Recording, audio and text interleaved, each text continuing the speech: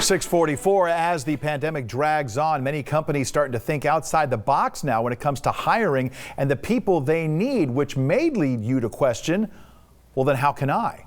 Here to give us some tips on how to change things up for future job searches is Frank Cabrera with Job Search. We appreciate you being here with JobFest. Hello, Frank. There you are. Good morning.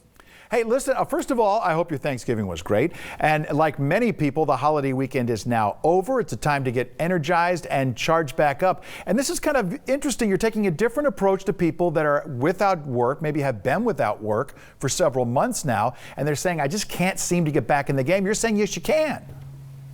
Yes, you can. You have to think outside the box, just as companies are thinking outside the box. You know, Mike, in 2008, when the market was in a very volatile transition, and there was a lot of things happening at that time, I actually had to think outside the box myself, and that's where I learned some of those concepts that I'm trying to stress today, and helping people to understand, look, if you think outside the box, you could actually get into a position that's going to be valuable if you think, you know, what is something that I could do that's valuable, that may not be within my industry, but I can actually be valuable in, say, this industry that's moving and shaking and actually progressing in this environment. And what type of skills are we talking about where people need to take that mindset and alter it like that? So let me give you an example. At the time I was working for a major company, 2008, the companies were laying off. It was a very high sales job environment.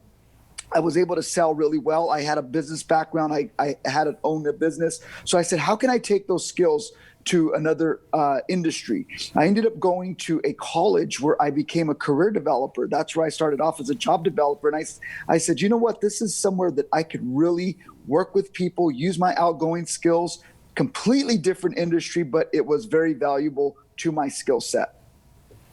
And when it comes to just altering basically your career or lifestyle like this, I mean, you've really got to go all in on this.